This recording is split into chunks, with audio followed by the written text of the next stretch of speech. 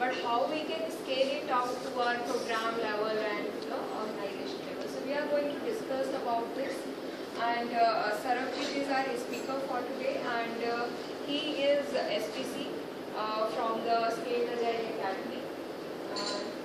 SPC is the top level of certifications from the Scale Academy, and he can also give the certification trainings for safe analyst and practitioners. Over to you, sir. So, sorry, my throat is not. So, a brief about myself. I am Sarabjit. I work for Dell Services, and I have an experience in Agile for up to 5 years. I have been working into trouble accounts for Dell, basically penalty-based accounts where we change the methodology of working from waterfall to Agile basically and try to turn around the accounts. SAFe has been something which is very recent to us. Of course, we did it 2.5 years before in the organization, but it was not called as SAFe. So we got ourselves certified into SPC, which means that we will be able to impart certifications in SAFe. And currently, as far as SAFe is concerned, how many of you know Agile, first of all, before we start?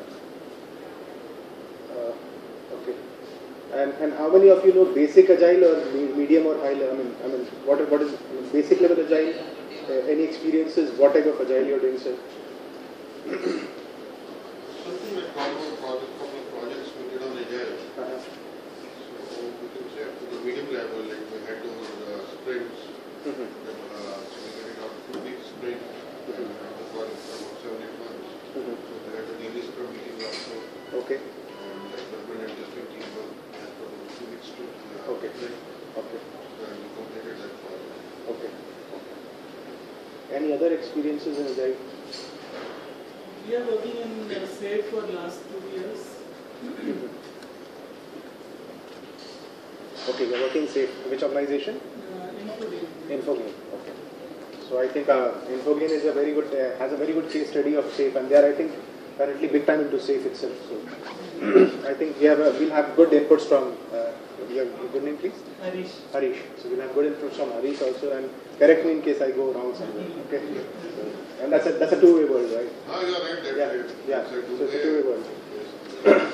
So before we start, I'll just show you a small video, and then to just theme you out as to how we want to proceed this session.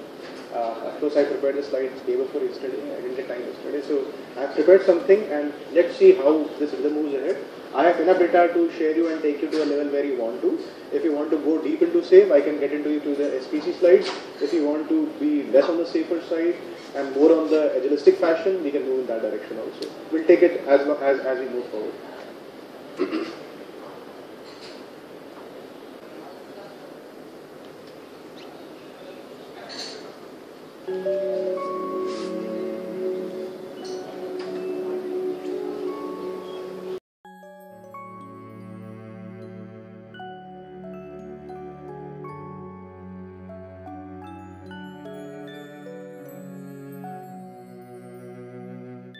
A casa sempre m'han dit que per aconseguir el que vulgui, el que jo vulgui, no cal ser ni alt ni baix, ni prim ni gros, ni guapo ni lleig.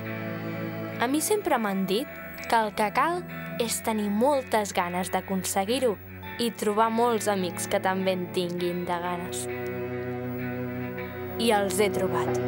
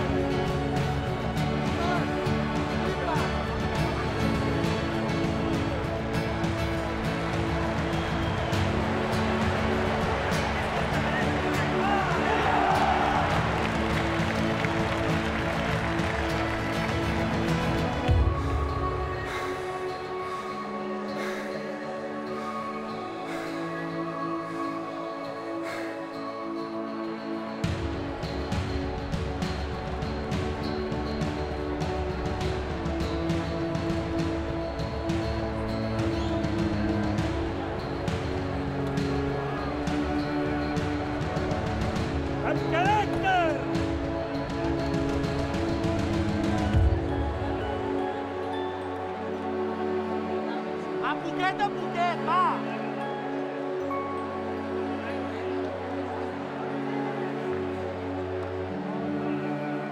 Venga, va, finesce! Venga, va, qui sono commessi! Sempre terem, forra, tranquil, sempre terem! Si scuque!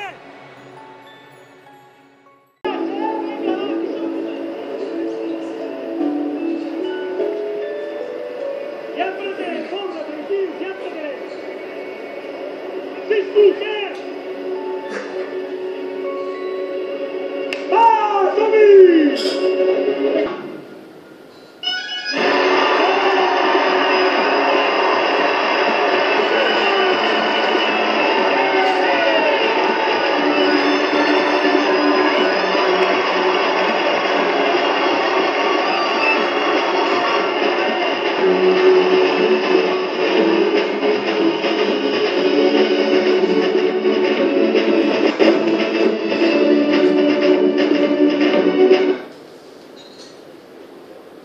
So, before we start,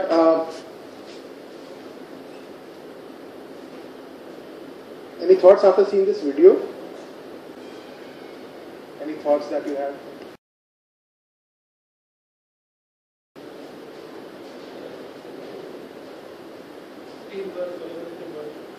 Teamwork, collaborative work.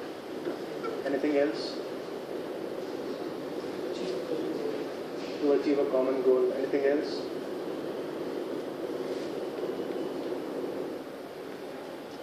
In the video there were some very important instances where the guy was giving some sermons. Did you see that? Some phases where he was shouting and telling the team what needs to be done. Did you see that? There were three areas where it happened, basically. So the whole purpose of, I just saw this video in the morning today. I felt I could connect with it. The very aspect of scaling. Scaling comes first with small teams and then it moves higher on the program level and then to the portfolio level and to the organization level. So the whole intent of showing this particular sequence was to get you into a level where the talk will take us today. This talk will not be basic agile. If you want to take it to the basic agile stuff, we can discuss on the basic agile. However, we will take it to the next level, which will be more on the program level. And the areas where why scalability is important, that would be one thing which will be covered. The second thing which will be covered is, of course, applying scale, agile at scale, where we can apply agile at scale. The third would be model of scaling agile. One of it which we'll share, we have different models. We have Scott Ambler's model, DAG. We have something called as Laughable coming into picture. We have Scrum of Scrums also. So we'll discuss more on here because we actually can help you understand the whole picture. More or less the models are same. There are some changes in some of the models and some benefits and some differences. However, on higher levels, when you talk about scalability in Agile means that you are scaling to the next level as far as the agilistic nature of the project is concerned. We'll take it to the next level where we'll talk to program managers and then we'll talk to the senior leadership as well. Also, we'll share what are we changing in Agile scale. So, again, very basic question. What do you understand by scaling? Can anybody answer that?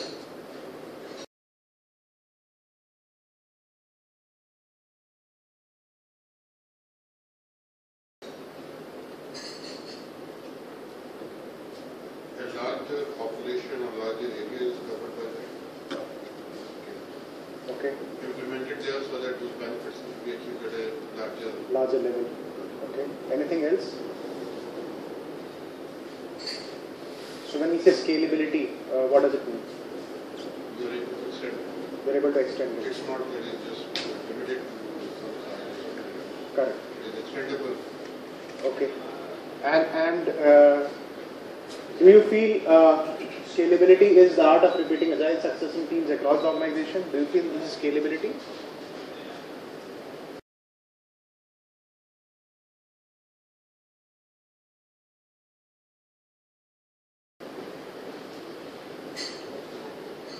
That's a good true also. To some level. It may be a part of. It may be a part of, right? So when we say scalability, the roots of scalability start from the very basics, right? The first and the foremost important factor for anything to scale up is trust. As soon as we move in this journey, we need to ensure that our basic foundation is intact. So when we talk about scalability, we need to understand that the small families which are there at the below level understand the agilistic nature of work, and they are able to take it to the next level. Applying agile thinking across cross-product projects. This happens very much in today's service apartments, I would say. They are very scalable in nature to some level where the average mean time to reach to a supermarket or your average mean time has become very less. So do you feel that model is scalable?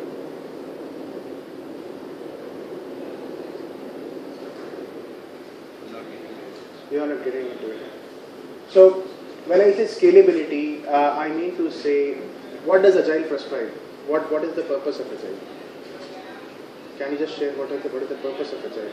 Implementing Agile. Responding to change. Responding to change and adaptable. Collaborative teams. So when we scale at a high level, right? When you have your supermarket inside your apartment, it's a collaborative world, right? When you are able to come outside the house and take some services out and the lead time becomes less, it is agility, right? So do you feel agility is cross-product centric or it is higher above it? When I say agility, I mean the scalable agility. Do you feel it is higher above it or it is at the same level?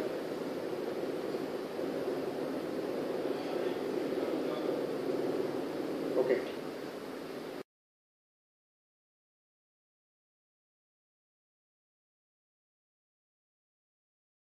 How many of you have implemented Lean and Agile in your projects?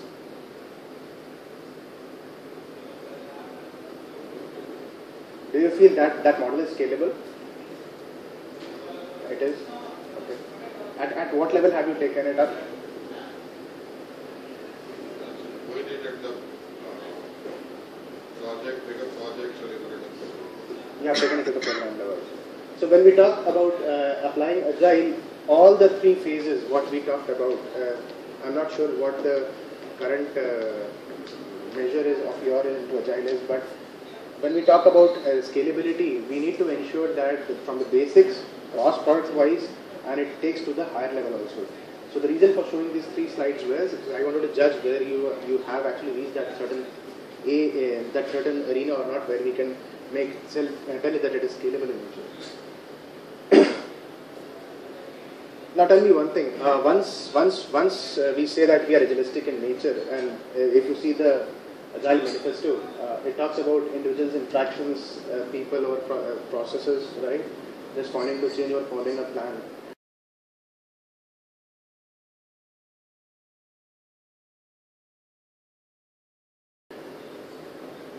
Can anyone cite me examples where they have in their organizations implemented Agile on an enterprise level? I know you would be doing it as a part of the SAFe journey. Can anybody share their experiences where they have implemented Agile as a part of their enterprise overall work culture?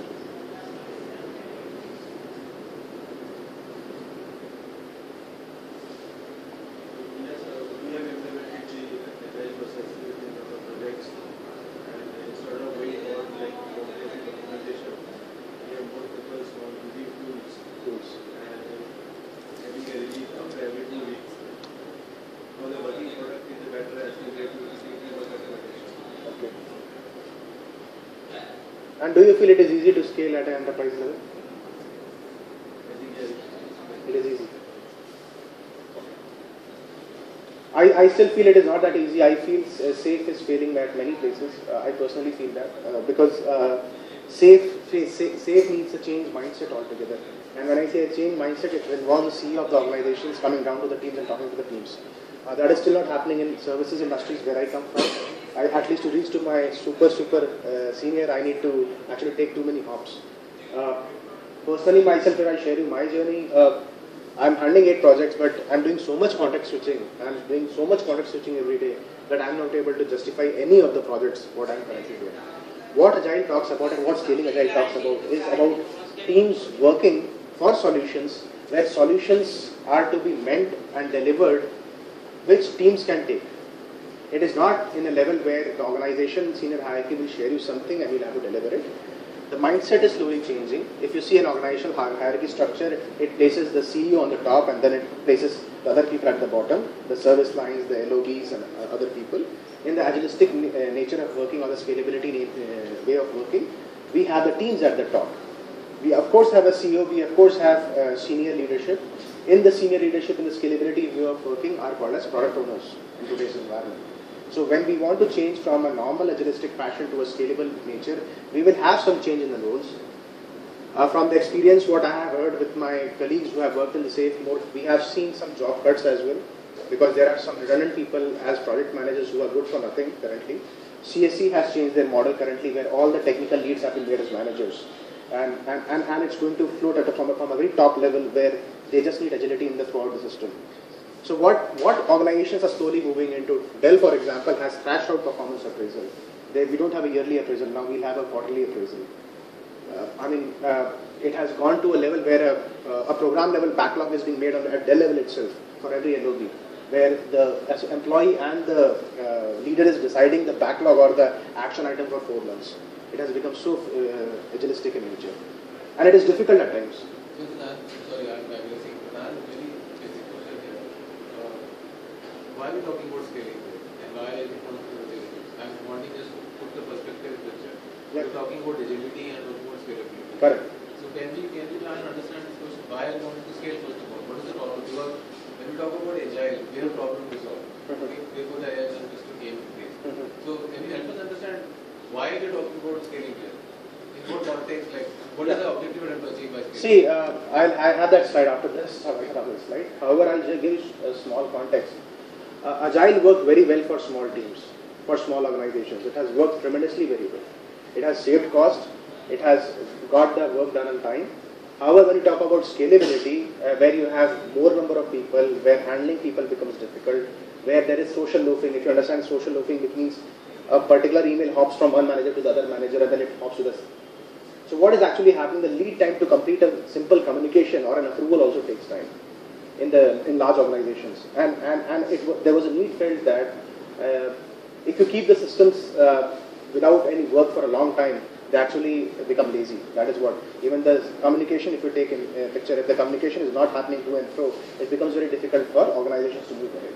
So agility at a scalable level has come from an arena where the market has become very dynamic in nature.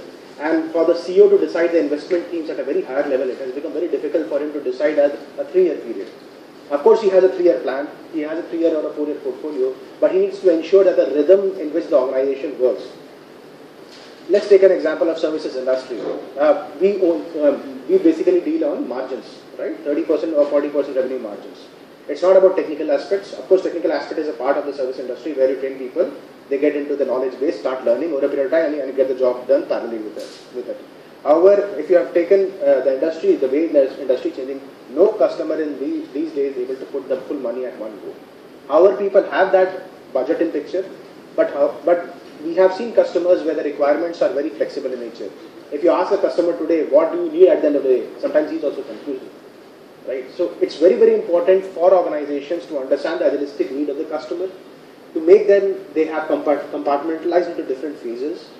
Of course, we in our organization have projects which are 5 years of duration. However, the delivery happens every 4 months. It has come into picture. Global Logic is an excellent example. For the last 2 years, they are doing big time scalable agile. It's not because scalable agile will be every time successful. It's not the case. Agile can also fail. We don't say agile can pass. However, in big organizations, there is a lot of waste happening. There are a lot of people sitting at different levels, which was considered good in the waterfall world. However, the schedules and the slippages or even the milestones, the change management through which these companies were initially earning a lot of amount, the customer himself wants change management to be a part of the system. Nokia shares Facebook 2 builds a day. Facebook shares 2 builds a day. I have a friend who does Mozilla testing every day. Mozilla releases 1 build every day and they give it to beta to the general users. They test it and if they fail it, the original build comes the next day. So the builds have changed, the way of working is changing. Slowly we are getting digitized. We'll be more fast in nature. We might attain that nirvana state where every organization will have a build every day.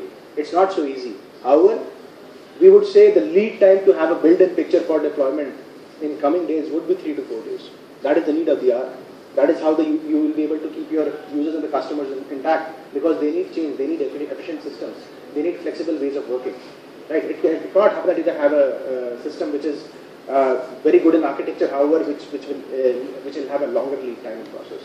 So all these things have come into picture where the scalability nature of work came. Also, we have seen in organizations, there is a way of trying to keep your reports green always. It's a way you depict data. So there are many areas where you see the reports coming in a green format, everything looks very hunky-dory, however the end result is not coming in organizations. So what they did was that they told, we will not hire any people, we will keep the same people inside the organization, and let's ensure that we have a factory model in place. Let's divide people on bands, and let's decide their productivity and move forward. I mean, they were trying to get agilistic in nature. They failed big time. After doing it for 4 months, they failed it big time, because what happened was that they didn't understand the services business very clearly. They went into a factory model where they felt that every resource can contribute to a certain velocity, which was wrong. Because once people come into picture, right, if you try to have a framework into picture, you will have a revenue which is coming out. They were initially looking that everybody will be working at the same level and things will move forward. However, things change. The customers change. The dynamics changes. People leave the organization. Right? There's a lot of factors due to which scalability has come into picture. These are all legitimate factors. There are factors which are in nature, for example, the senior management, the reports which are shared, and the theme which is, I mean, I was told 4 months before if you go for a proposal, give me a one-page slider with a theme. If the theme has a winning proposition, I'll take it forward. Right? So what do you write in that one slider? It is very difficult. For a person, for a project which is 4 years, and you need to convince your boss that we should get this project, I am given a one slider. How do I write it? I never knew 4 months before until I read Lean Canvas. There is something called as Lean Canvas, where in one slide you can depict different ways in which what the overall theme of a project is and how he needs to move forward. And that is where organizations are going. So every person, every senior authority needs just-in-time data. That is very important. Analytics has come into big picture. Automation has come into big picture. And they need the real way of working. Very simple. There is nothing called as we will just do it now and then we'll wait for some time and then move forward. That will not happen. So why we needed agility? I mean, why were agility? I think you would have already read it. We have multiple stakeholders that we all are aware of. Business dynamics are changing. In multi-vendor environment, if you go down at some level, you will have the next vendor come into other level. There is a pressure of rates, which I think the senior gentlemen who are in the organization understand. Technicality goes to some level back, and then senior rates come into picture first. Even if you have the rate system coming into picture, you need to actually understand what is your average velocity of your organization. That is the enterprise velocity. It's not something which is very easy to calculate. It takes time. HCL is doing it currently big time. They are actually accommodating all the agile projects and trying to have a small model, because no customer gets convinced unless until he understands what will be the rate of productivity which I'll be able to do. So HCL is doing currently a drive where they have roughly 40 to 50 projects where they're bringing into picture and trying to give a small average dimensional velocity nature in which they will try to showcase to the customer that if you give us this project, we will, for 3-4 months, we will drive at this velocity and then we'll take it from there. And even the business models, their financial models are changing, their contracts are changing.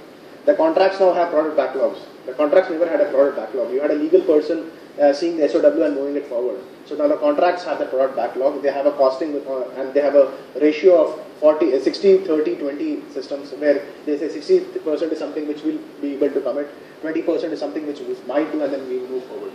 So from a perspective, there were many things which have come into picture, which have made projects come into the scalability fashion. Top challenges or drivers for change, what the gentleman was asking, we have large backlog of work not getting done, constantly changing business priorities, silos, handoffs, processes, lack of trust, communication. I mean, the third point, we see it so often, people say, why should I be doing it? Why should I be doing it? Why should not the other person be doing it? Right? There are times within the organization that people say this. Slow time to market, too long to deliver, missing incomplete, changing ambiguous requirements, that always happens. We generally have, when we take big deals in picture, maintenance deals specifically, which have huge revenues, things are never that green in nature. Customer keeps on changing the requirement. We have had instances where agile projects were fixed time, fixed scope, and fixed schedule, and it's an agile project.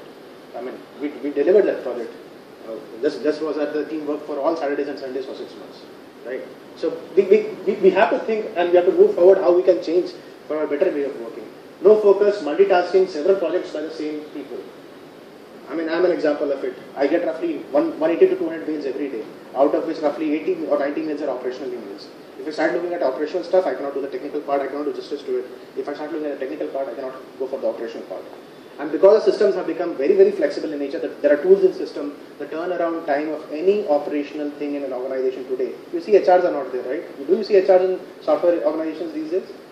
I mean, the HR departments are being swiped out big time. There's a current trend from Forrester where they're saying even the project managers in the coming 2 years will be over. There will be systems where people will be, tools will be able to do the resource management. We just need technical leads and then we'll need a higher level of people. Where are we going? We are going to a level where we are getting self-organized. At a program level, we'll have some senior shots and then we have the CEOs and the top shots. We are going thinner and thinner, leaner and leaner day by day. So it's very important for each and every one of us to understand and change our way of working. That's very, very important. We cannot think that, okay, if I'm a project manager, I'll have these 10 tasks and we'll be able to finish it and life ends there. It's not the case. Things are changing big time and they are predicting that the current automation tools and the current analytic tools will be able to deliver the right value. I mean, Germany is an example, Germany football team, if you know. If you read that article where they show that using analytics, they were able to form the formations, the B structure, and they were able to come over their contenders, how need to move forward and move ahead.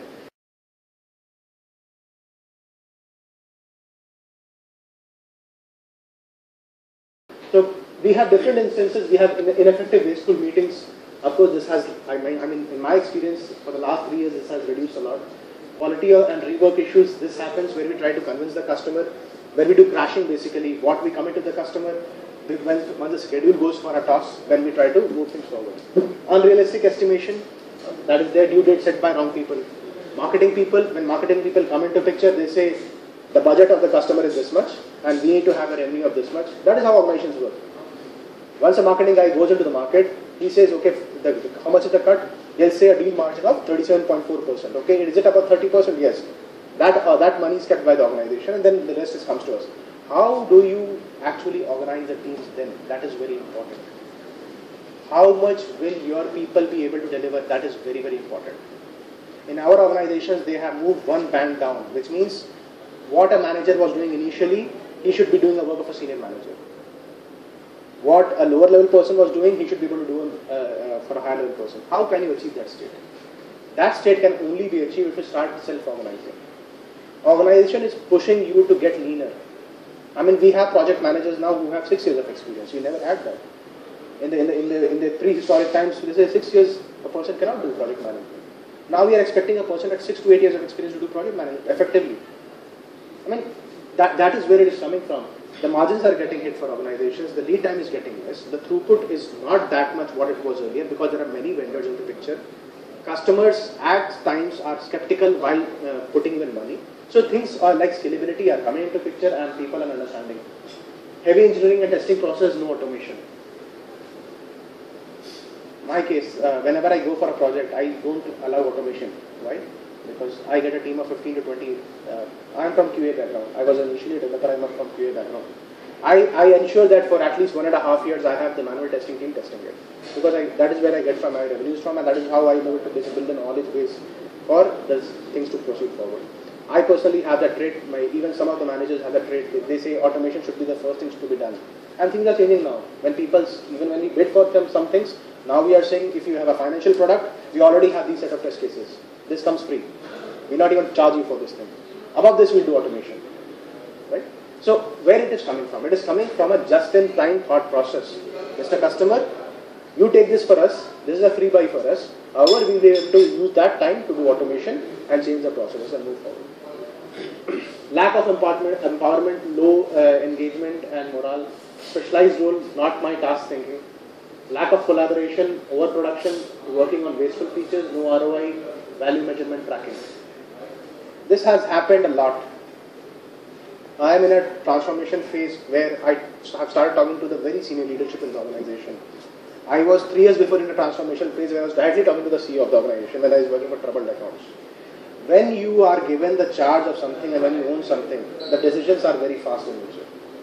When you have to take decisions now, because you're not in troubled accounts and when I'm just sharing your experiences, the very thought when it comes, to change something, and it gets diluted because the duration which it takes. It takes 8 to 9 days. Then it goes to your manager. He will think about his KRA, whether it affects his KRA or not. If it's not affecting his KRA, then it moves to the next level. And then it goes to the higher level of KRA. There have been situations where we don't even understand what is the policy of the organization.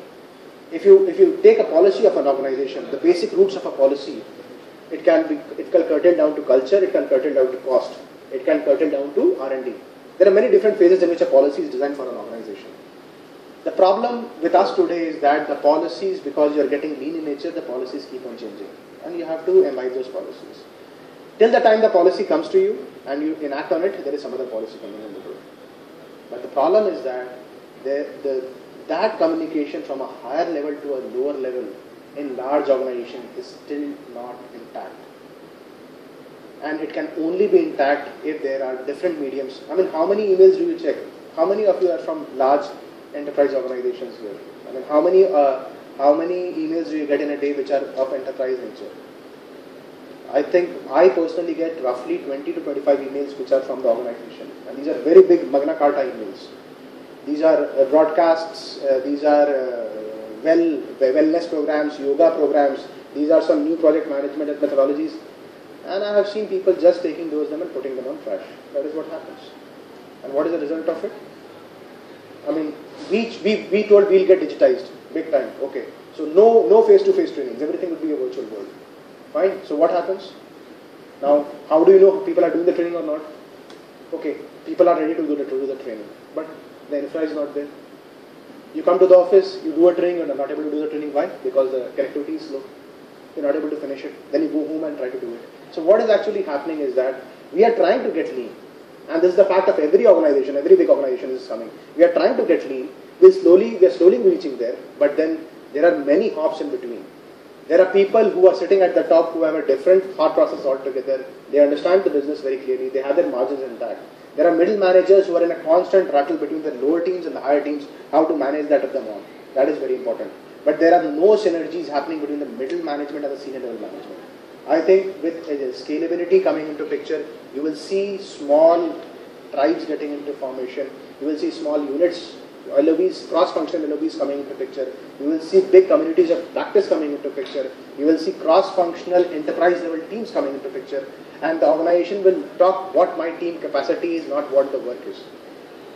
In the waterfall-centric model, what we used to say, "Itna kaam hai, this is my work," and the team will do it. Once the work is over, the team gets disintegrated, and the team does some other piece of work.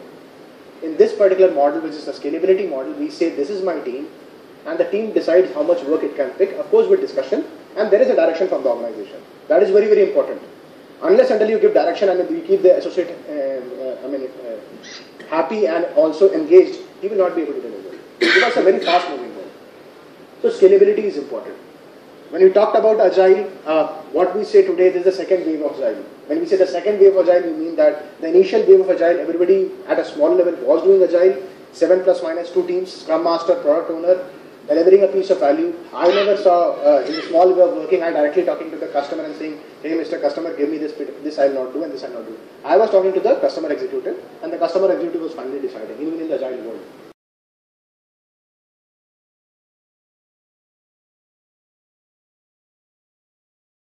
That is how business runs forward. The second wave of Agile is on the program and the portfolio level, which is very, very important. And when I say on the program and portfolio level, they basically decide how we want to invest, how we want to move forward.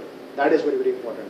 And Dean Leffingwell, 2.5 years before, had made a framework. This is one of the examples. We don't say everything is right in this framework. However, he has made an attempt to put everything in one big framework, which is called as a scaled Agile framework, which is enlisted here also.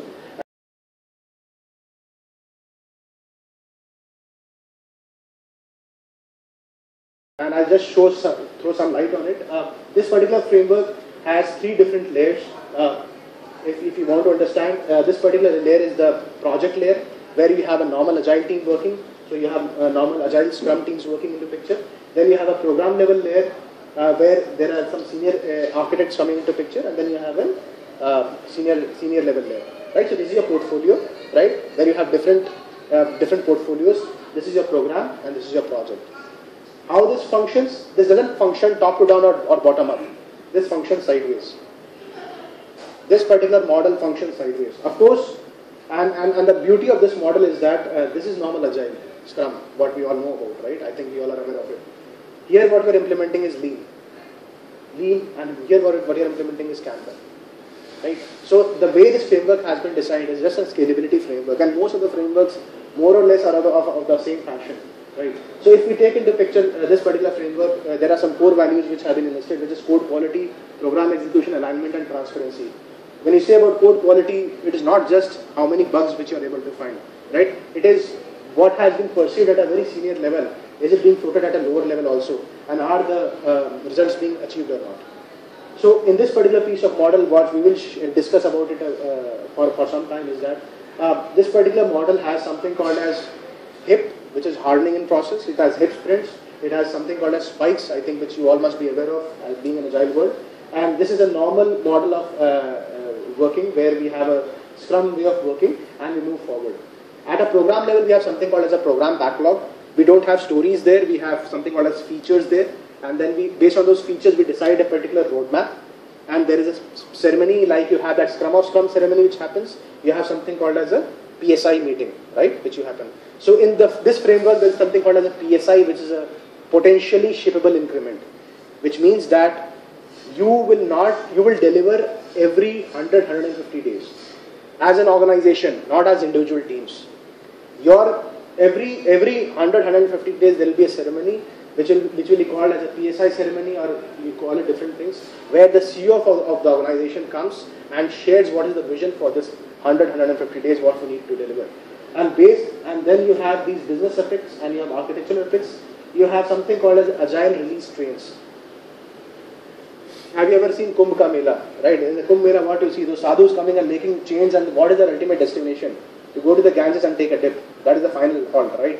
So similarly, what is being done here is that you will have different agile release trains moving in the organizations. These will be a group of 100 to 150 people, right? And the duration would be roughly around between 80 to 100 days or 100 to 150 days. And these groups will be delivering something into production.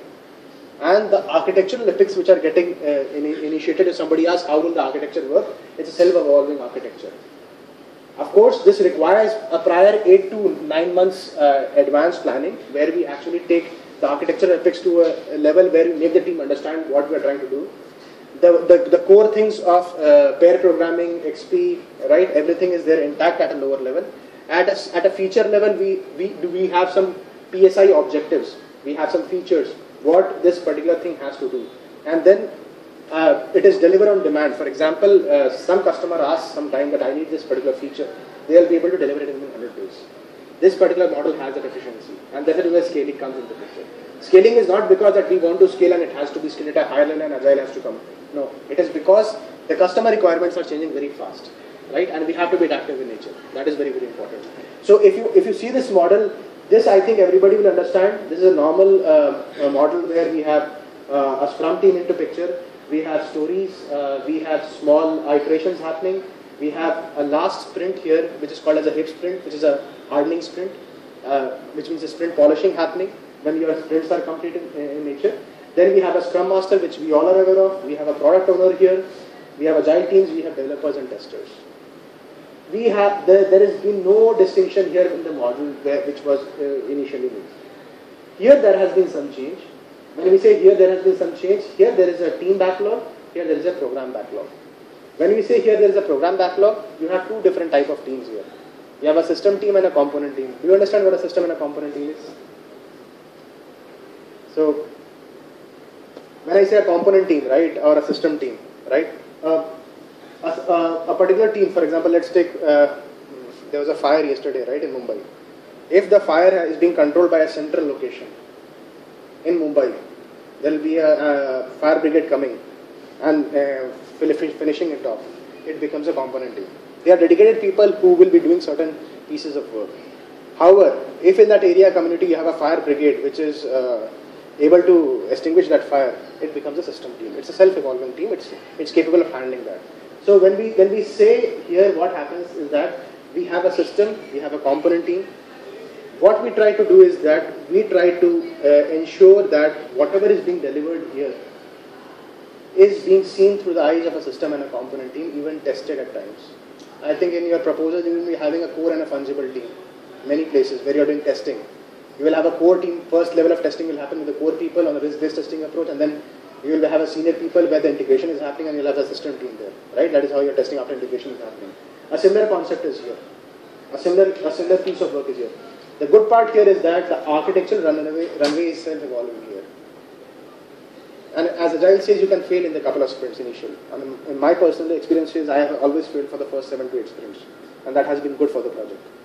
People don't realize it initially, but at a later stage, it really helps. So at a program level, you have a program backlog. You have somebody, like you have a Scrum Master here you have a product manager. You also call him as a program manager.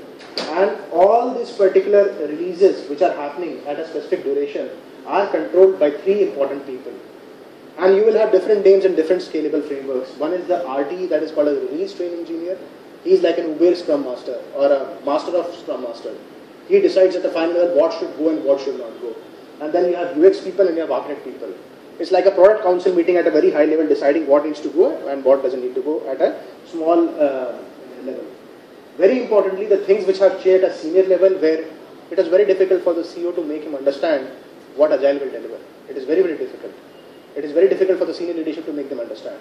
So what was imbibed here is that let's pick up the business ethics. Let's have the senior architects also here, make them understand what are the architectural effects. For example, let's say Dell, because I come from Dell. Dell as an organization is investing heavily into cloud computing.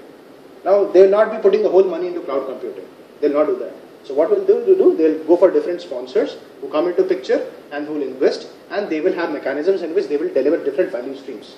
So at a portfolio level, at a very senior level, they have investment themes into picture, where people who have understood have come from program and portfolio level planning. You have themes, then you have Kanban system placed. What is the value which this particular thing will give to me in 100 days?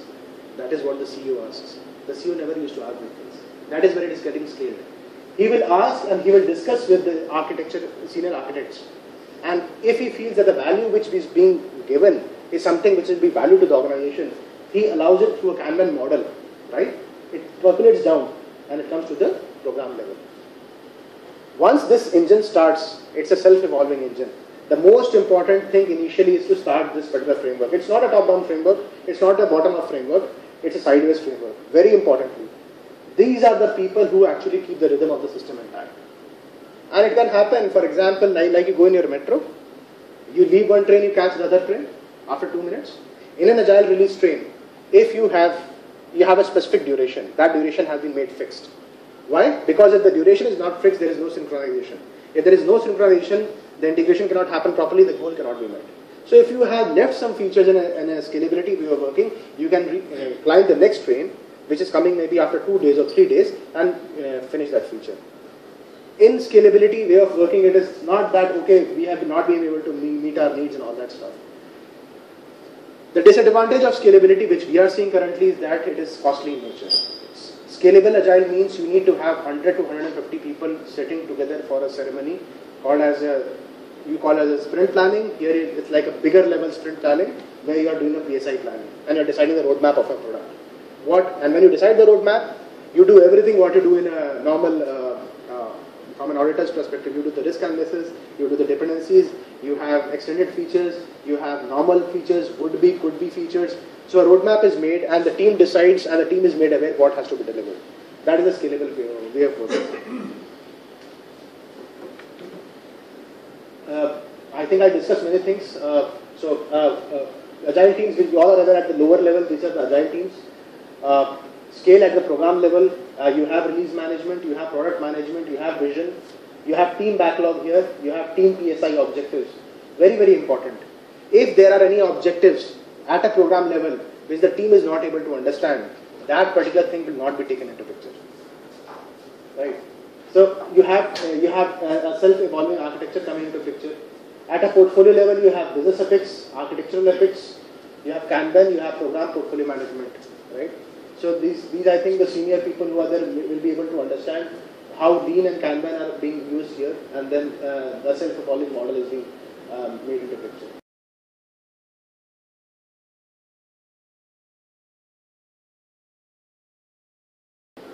At a very high level, this is what it is. Investment themes. Every organization, when it starts a particular business segment, it ensures that they don't invest at one place. They have different investment themes. Based on the different investment themes, there are very large stories, which is called as epics. And epics at a program level is divided into features. Features are into sub-stories, which you all are aware, and then into tasks. So this is what scaling is all about. You change the way the framework works, you have different models coming into picture, and that is how it moves forward. The initial team, which we all are aware at a smaller level, is 7 plus minus 2 people, and this is where it comes from a scaling arena. And there could be questions, if you are putting peoples in different segments, the peoples are divided, right? The people are divided. So what scaling tells about it, talks about collaborations and communities of practice. Have you heard about something called as a rumor mill? Somebody has heard? Rumor mill. Let's take this example. Let's take you are sitting in one of these components and you are working on a particular task or a particular feature and you are feeling that you are doing good. However, there is a person who is in the second compartment who is also doing a similar type of work, but his velocity is very high. Now, how do you ensure that these two people are talking? How would you do that?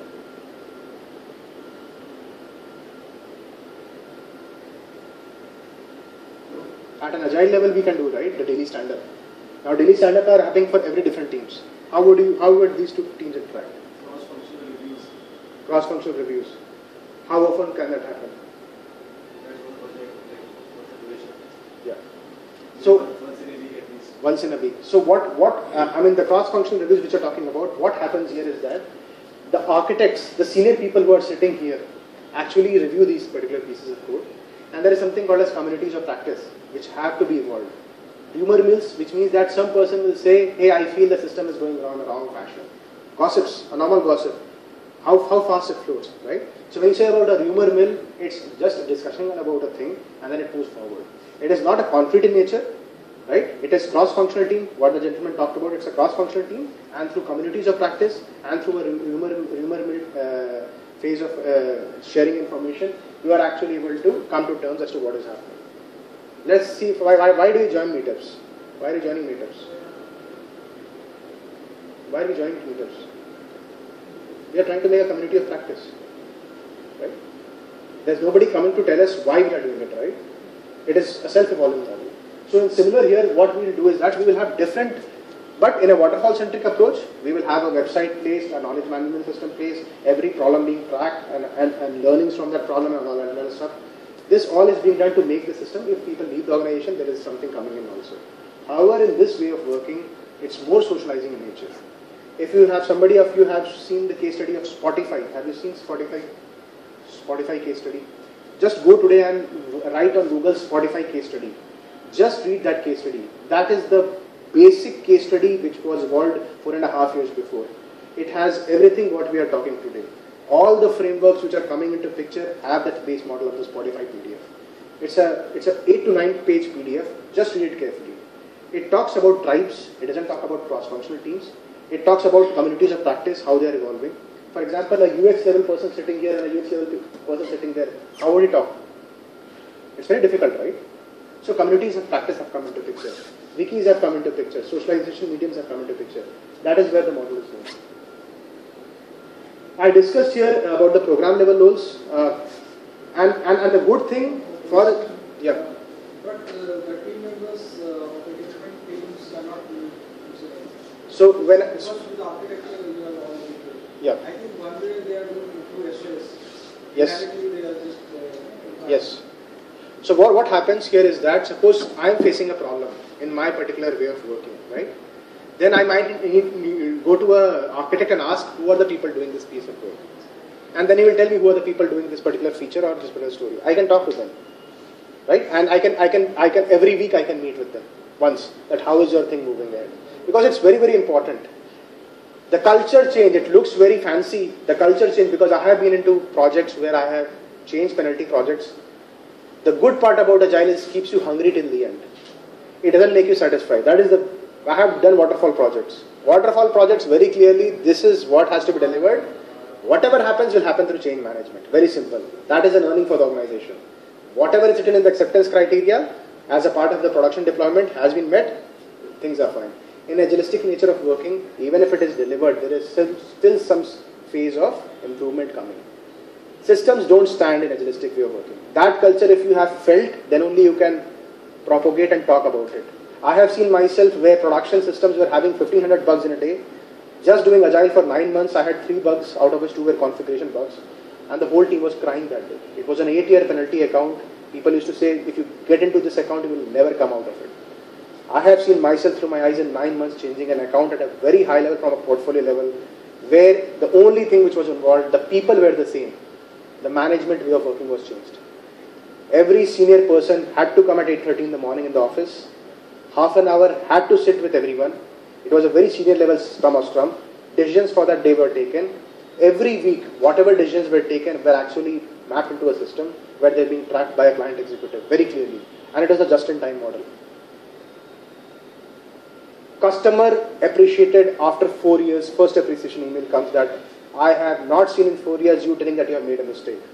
It's the first email where you are being very transparent and telling me that you have made a mistake. Because sometimes we land up into contracts and into situations where to hide one thing, we have to hide so many things into picture. Because we are services or we are products. So I have seen those phases and I can really correlate it. The good part what this framework gives, it gives some very senior gentlemen who are a bit technical in nature to save their jobs. If Agile would have been purely Agile in nature, I don't think things would have been so good in nature.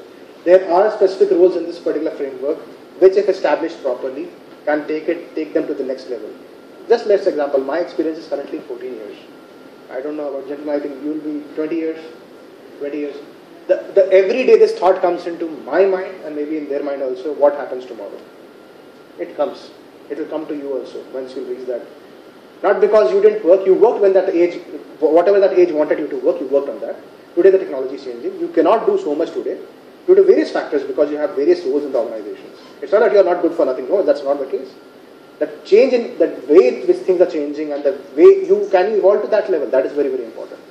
I think it's very important for people and senior managers to get agilistic at a scale level as soon as possible. Talk to their teams if they really want to keep their career intact.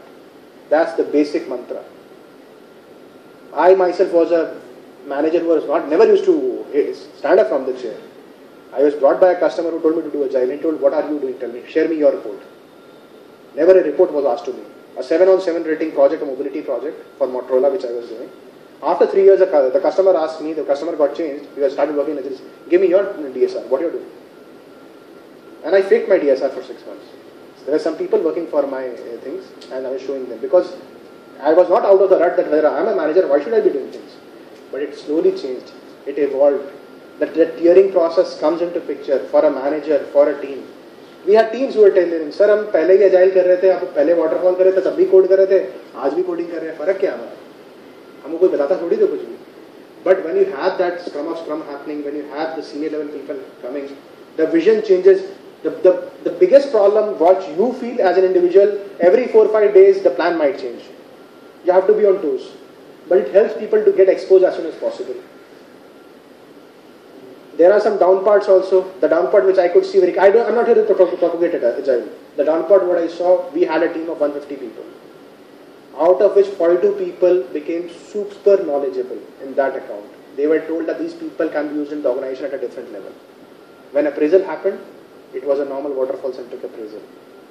Those 42 people, out of which only 5-6 got appraised properly. The rest of them left the organization. So the whole effort which was put to make the whole organization or the project agilistic failed because companies fail in the transformation phase. When transformation starts coming and the scalability comes into picture, people have self-vetted interests, and when these self-vetted interests come into picture, agility can never happen. Even after working so hard, everybody doing a very good job, at the end of the day you see people leaving the organization. Those people have worked very, very hard. Why? Because they were not appraised properly. Slowly this model is changing. You will have performance system coming where I think I need to go to my manager and sit with him and decide my backlog for 4 months. That is what is going to come. We will give it a separate name.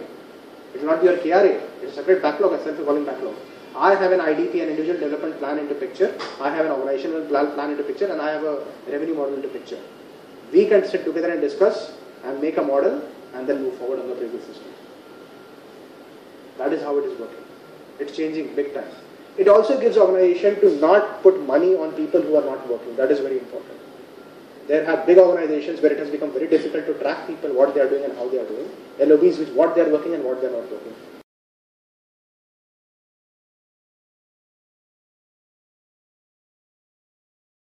So, I think I'm debating from the topic. So, from a program level role, we have a release train engineer here. We have a system team and we have release management. Again, release management is the same way in which it will be continuous integration. That is what is being preferred here as well. You will have a release management people also here. We already discussed about this.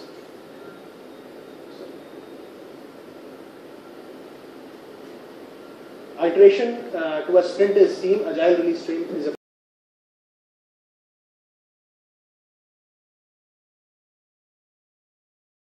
program.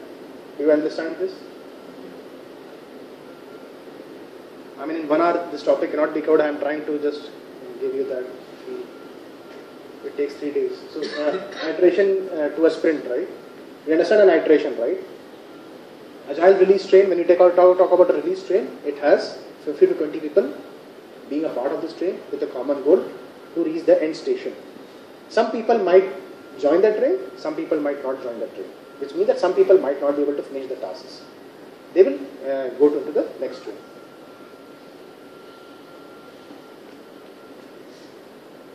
So, BMC software is there and John Deere. These are the two organizations where SAFe was implemented.